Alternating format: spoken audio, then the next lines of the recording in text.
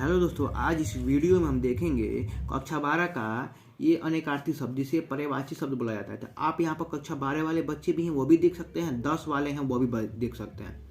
तो ये बहुत इंपॉर्टेंट है, हम वो चुन कर लाए हैं जो अनेकार्थी शब्द है जिसे पर्यायवाची शब्द बोला जाता है, कि जो बार बार ये एग्जाम में पूछा जाने वाला है प्रश्न है। चलिए वीडियो को स्टार्ट करते हैं। ठीक है, देखिए आपको अनेकार्थ ऐसा शब्द दे दिया जाए कि उद्यमी का अर्थ क्या होता है, उदधि का अर्थ क्या होता है। यहाँ पर उद्यमी नहीं, उदधि का अर्थ क्या होता है। तो आपको 2 अर्थ लिखना पड़ेगा या 3 आपको याद करेंगे तो 2 आसानी से लिख देंगे। देखिए उदधि का अर्थ होता है बादल, समुद्र और घड़ा, आपको याद करना पड़ेगा। एक बार और बोलिए, उदधि का अर्थ क्या होता है? बादल, समुद्र और घड़ा। यहाँ पर आपको लिखना पड़ेगा। देखिए कमल का सबको मतलब पता है कि हर बार पूछा जाता है आपके एग्जाम में। तो कमल का मतलब होता है पंकज, आंखों की पुतली। आपको इतना लिखना पड़ेगा, जैसे पंकज भी लिख सकते हैं और आंखों की पुतली, 2 आपको अर्थ लिखना पड़ेगा। ठीक है, आपके एग्जाम में ये बहुत बार पूछा जा चुका है। अब देखते हैं कचन का अर्थ क्या होता है। कचन का अर्थ होता है सोना, निर्मल, धन की दौलत। सोना, निर्मल, धन की दौलत। देखिए कचन का अर्थ होता है सोना, निर्मल, धन की दौलत। आप 10 बार बोलेंगे तो आसानी से याद हो जाएगा। अब यहाँ पर देखते हैं कवि का अर्थ क्या होता है। देखिए ये कई बार आपके एग्जाम में पूछा जा चुका है कि कवि का मतलब होता है लगाम का दहाना या बुद्धिमान। आप यहाँ से कवि बहुत बुद्धिमान होता है और इसे लगाम की दहाना भी बोला जाता है। अब देखते हैं कि कर का मतलब क्या होता है। कर का अनेकार्थी शब्द क्या होता है? टैक्स होता है, किरण होता है, हाथ होता है। कर का मतलब क्या होता है? टैक्स, किरण, हाथ। टैक्स, किरण, हाथ। ठीक है, ये अनेकार्थी शब्द है, बहुत इंपॉर्टेंट है आपके एग्जाम पॉइंट के लिए। अब देखते हैं कल का अर्थ होता है सुंदर। जैसे आप नहीं बोलेंगे कि कल आने वाला है, तो कल क्या हो? कोई सुंदर चीज होगा, दिन होगा, छल होगा, चैन होगा। जैसे चैन, कल आएगा तो चैन मिलेगा मुझे, सुंदर भी होगा, दिन भी होगा, छल भी होगा। तो आप यहाँ से ऐसे भी याद कर सकते हैं। देखिए काल का मतलब होता है मृत्यु और समय भी होता है। जैसे काल, मृत्यु, समय, यम भी इसको बोला जाता है। अनेकार्थी शब्द इसका होता है। अब देखिए कनक का अनेकार्थी शब्द क्या होता है? सोना या धतूरा।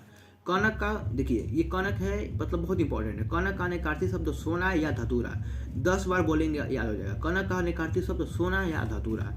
अब यहाँ पर देखिए आगे देखते हैं जो आपके एग्जाम पॉइंट में ये कई बार पूछा जा चुका है। तो यहाँ पर हम देखिए वीडियो को अंत तक देखिएगा, ये पूरा कर लेंगे ना तो आपका एकदम पक्का हो जाएगा। ये नंबर यहाँ से कहीं नहीं जाने वाला है, क्योंकि मैं यहीं से तैयारी किया था नोट्स बनाकर, और यही नोट्स है। इसकी वजह से मेरा हिंदी में लगभग बहुत बढ़िया नंबर आया था। आपको ये वीडियो के अंत में बता देंगे कि हम हिंदी में कितना नंबर पाए थे, आपको प्रूफ भी दिखा देंगे, नीचे कमेंट करेंगे। तो देखिए कॉपी का अर्थ होता है, देखिए कनक का हम बता दिए। कॉपी का अर्थ होता है हाथी, लंगूर और बंदर। हाथी, लंगूर, बंदर। देखिए 10 बार बोलेंगे याद हो जाएगा। कॉपी का मतलब होता है हाथी, लंगूर और बंदर। और कर्ण का मतलब होता है कान। देखिए कर्ण का मतलब होता है कान, त्रिभुज की सबसे बड़ी भुजा। देखिए आप यहाँ से ये बहुत बार पूछा जा चुका है कर्ण। आप देखिए विद्या क्वेश्चन बैंक लिए होंगे तो आपको पता होगा कि कर्ण का मतलब होता है कान और त्रिभुज की सबसे बड़ी भुजा। धरित का अर्थ होता है घास और हरा प्रसन्न। देखिए हरित, धरित हम बोले हैं, हरित मतलब हरित क्रांति आप पढ़े होंगे तो वहाँ पर देखिए घास और हरा और प्रसन्न मतलब प्रसन्न होता है इसका मतलब। और हार का मतलब होता है पराजय, गले का हार। आप ऐसे बनाकर भी लिख सकते हैं। देखिए हम यहाँ से जो इम्पोर्टेंट है वही हमने है कि याद भी हो जाएगा और आसानी से। ठीक है, अब देखिए हेम का अर्थ होता है हिम, स्वर्ण, जल। देखिए 10 बार बोलेंगे याद हो जाएगा। देखिए हेम का मतलब होता है हिम, स्वर्ण, जल। हिम, स्वर्ण, जल। 10 बार बोलिए, हिम, स्वर्ण, जल। मेरे साथ साथ बोलते रहिए, पक्का है याद हो जाएगा। बोल के देखिए, हम जो बोल रहे हैं वो साथ साथ में बोलते रहिए।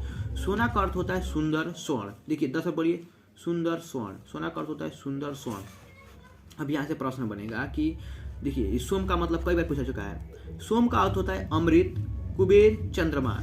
अमृत, कुबेर, चंद्रमा। अमृत, कुबेर, चंद्रमा। यहाँ पर बहुत इंपॉर्टेंट है। ठीक है, सुरभि, ये सुरभि तो कई बार पूछा जा चुका है आपके एग्जाम में। सुरभि का अर्थ होता है सुगंध, गाय, सुगंध और गाय।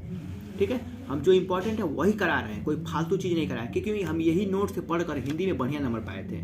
देखिए सूर्य जो है, देखिए हम जो टिक मरवा रहे हैं ना, ये बहुत बार पूछा जा चुका है आपके एग्जाम में। सूर्य का मतलब होता है 12 की संख्या और सूरज। और मदार का बांध, जैसे मदार का जो पौधा होता है, बांध नहीं, मदार का पौधा होता है। ये आपको यहाँ पर लिखना पड़ेगा। देखिए 2 पूछेगा, 3 आपको 2, देखिए 3 याद करके रखेंगे ना तो 2 आपको आसानी से याद हो जाएगा। शिव का अर्थ होता है शंकर, कल्याणकारी। मतलब क्या होता है? शिव का अर्थ होता है शंकर या कल्याणकारी। श्रुति का अर्थ देखिए, श्रुति का अर्थ होता है कान और वेद। यहाँ पर आपको हम आसानी से मतलब बता रहे हैं जो आसान है। संज्ञा का अर्थ होता है नाम, समझ और संकेत। अनेकार्थी शब्द इसको हम बता रहे हैं, ठीक है।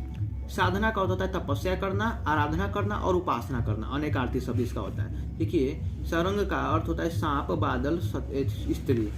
मंद का अर्थ होता है गर्व करना, अहंकार करना, नशा। तो मद का यही अर्थ होता है, ठीक है। मद का अर्थ होता है गर्व, अहंकार और नशा करना। अब देखिए हम इम्पोर्टेंट जो है वो आगे करा रहे हैं, ठीक है। देखिए हम एग्जाम में जो तैयारी किए थे वो चीज़ नोट्स आपको ये प्रोवाइड करा रहे हैं। देखिए ये आपको नोट्स नीचे कमेंट करें तो हम पूरा नोट्स प्रोवाइड करा देंगे, ठीक है। आपके एग्जाम बहुत नज़दीक है, इसलिए वन शॉट करा रहे हैं हम, ठीक है। वन शॉट में पूरा कंप्लीट कर रहे हैं हम, ठीक है। राजा का अर्थ होता है शासक, स्वामी, प्रिय और धनी। आप लिख सकते हैं, ये प्रिय मतलब याद करना, धनी भी याद कर सकते हैं, राजा धनी नहीं होगा। तीर का मतलब होता है तट, तट मतलब जो समुद्र का तट होता है, तीर का मतलब समुद्र का तट, वाण किनारा। देखिए हम बता रहे हैं। दंड का होता है सजा, जुर्माना, ये आपको याद करके रखना है। क्षेत्र का मतलब होता है, देखिए ये भी बहुत इंपॉर्टेंट है, खेत, मैदान, निवास। खेत, मैदान, निवास। कुल का अनेकार्थी शब्द वंश और परिवार होता है। और यहाँ पे देखिए कृष्ण का अर्थ होता है ये काला, कौआ, कन्हैया। ये बहुत इंपॉर्टेंट है आपके एग्जाम पॉइंट में। हम जो टिक मार रहे हैं ना वो कई बार पूछा जा चुका है, हम गलती नहीं बता रहे हैं आपको। यहाँ पर विद्या क्वेश्चन बैंक खोल कर देख लीजिएगा।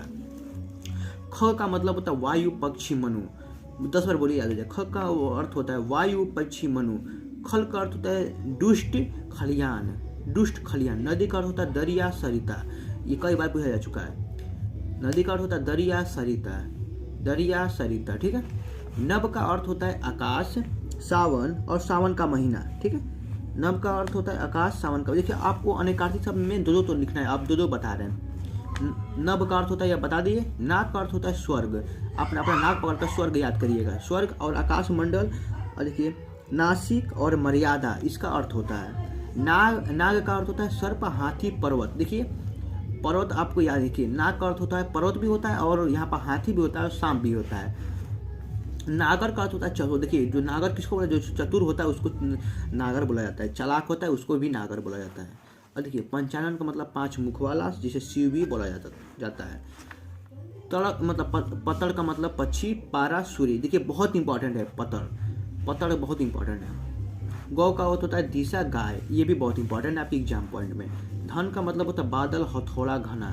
अनेकार्थी शब्द इसका होता है। जो हम बता रहे हैं यहाँ तक बहुत इंपॉर्टेंट है। देखिए नीचे कमेंट करिए कि मुझे वन शॉट का हिंदी चाहिए, हम सारा कंप्लीट करा देंगे, ठीक है। तो बस वीडियो में अंत तक बने रहिए। चैनल पर नए चैनल को सब्सक्राइब कर लीजिएगा और वीडियो को लाइक करना मत भूलिएगा यार, प्लीज कर दीजिएगा। बहुत हम मेहनत कर रहे हैं आपके लिए, ठीक है। धन्यवाद, मिलते हैं अगले वीडियो पे। तो जय हिंद, जय भारत।